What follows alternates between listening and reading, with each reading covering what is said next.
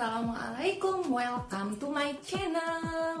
Nah, video kali ini aku akan ngasih tips cara gimana aku bisa menjalankan yang namanya konsisten untuk bisa menurunkan berat badan. Karena kunci keberhasilan diet kalian itu adalah dengan kalian menjalankan yang namanya konsisten, ya. So, saksikan terus videonya, jangan lupa like, subscribe, dan nyalakan loncengnya. Stay tuned.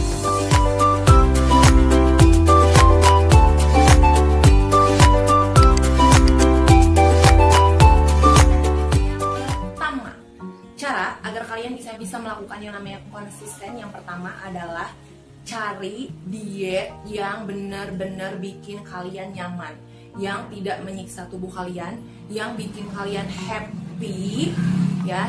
Pokoknya cari diet, karena banyak sekali pilihannya diet itu, ya. Ada diet keto, ada DBM, ada OCD, ada intermittent fasting juga, hampir sama ya seperti OCD. Pokoknya cari, banyak sekali macamnya. Ada vegetarian juga ada. Nah, pokoknya cari diet yang benar-benar bikin kalian nyaman, yang benar-benar bisa kalian jadikan yang namanya pola hidup, yang benar-benar bisa kalian jadikan gaya hidup. Karena diet itu kalau bisa waktunya jangka panjang, jangan jangka pendek. Karena kalau misalnya kalian waktunya jangka pendek, nah nanti pasti kalian akan bisa kembali lagi ke bentuk semula, ya. Jadi makanya cari diet yang benar-benar bikin kalian nyaman, bikin kalian happy. Kalau aku dulu, aku juga berbagai macam pernah aku coba-coba diet-diet, ya. Dari mulai DBM juga pernah, yang nggak makan nasi, tapi itu nggak bisa banget, tubuh aku tuh nggak bisa banget sama yang namanya nggak makan nasi. Jadi aku cari diet yang bener-bener bikin aku happy, bikin aku nyaman, bisa makan apa aja, ya, yang bisa aku makan apa aja, tapi dengan frekuensi dan porsi yang dikurangin. Nah, itu aku coba yang namanya diet OCD waktu dulu. Nah, pokoknya kalian cari diet yang bener-bener sesuai dengan kondisi tubuh kalian, yang bener-bener bikin kalian nyaman, senang, happy menjalankan dietnya, karena itulah kunci agar kalian bisa yang namanya konsisten. Yang kedua adalah kalian harus mau belajar atau mau mencari informasi tentang diet yang kalian lakukan, kemudian baik buruknya misalnya seperti apa.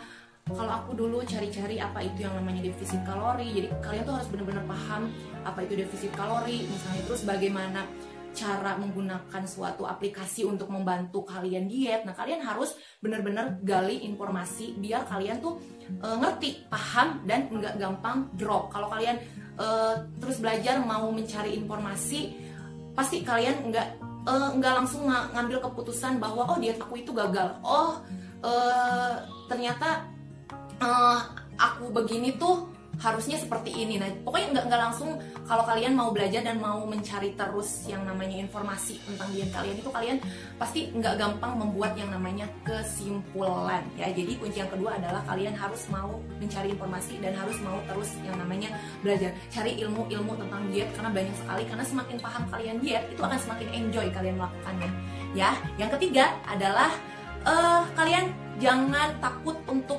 mengukur progres kalian, atau kalian jangan malas untuk mencatat setiap progresnya.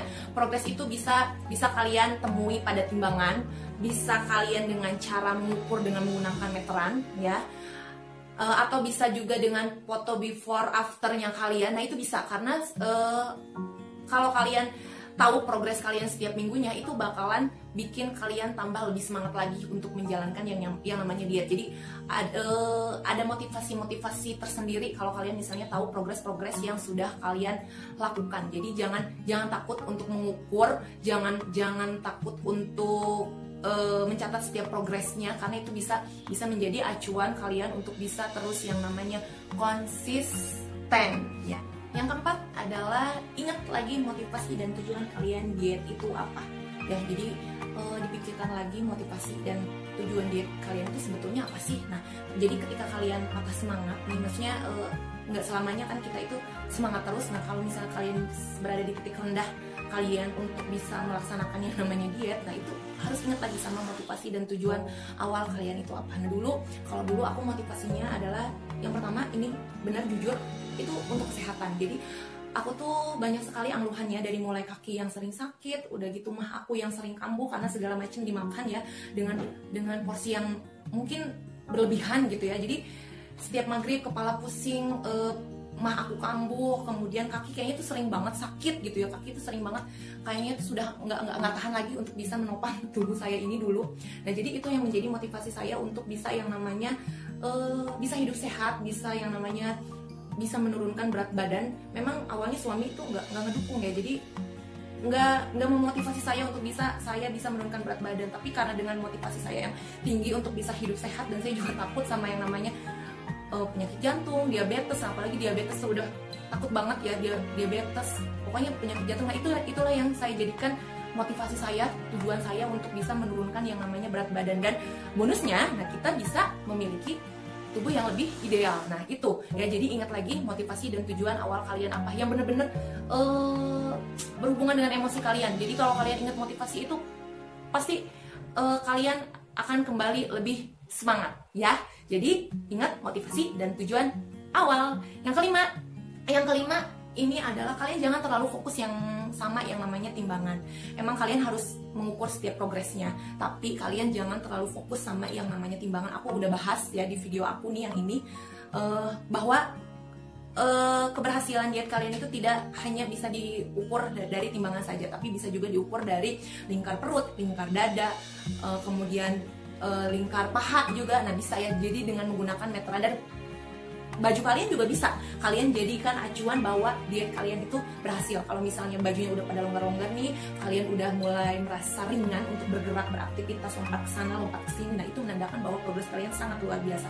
Jadi jangan terlalu fokus sama yang namanya timbangan, karena terlalu fokus sama yang namanya timbangan juga itu bisa bikin kalian susah yang namanya konsisten.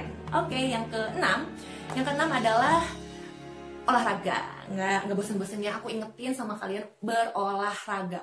Kunci atau tips kalian bisa menjalankan diet secara konsisten adalah dengan kalian mencoba melakukan yang namanya berolahraga.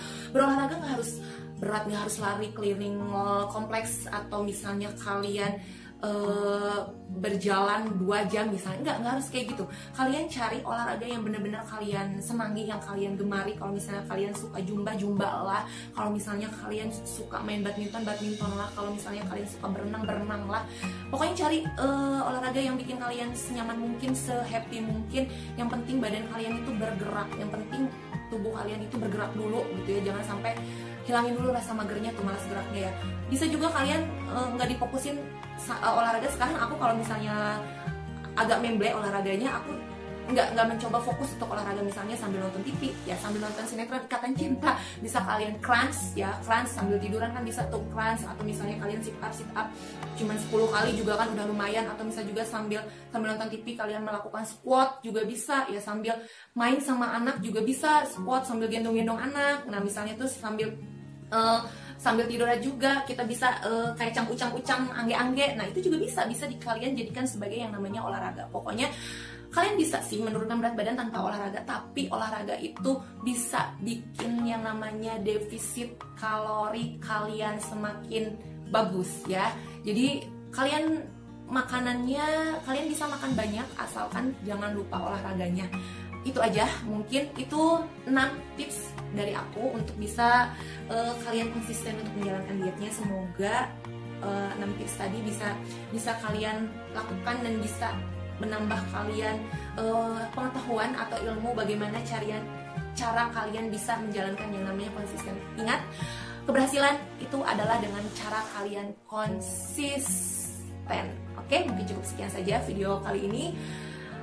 Semoga selalu semangat, dan jangan lupa semangat bahwa kalian bisa, orang lain bisa, bahwa kalian juga bisa ya. Yang tadinya hebat itu awalnya dulu adalah pemula, jadi nikmati prosesnya, jangan mudah menyerah, jangan gampang drop ya, harus tetap semangat.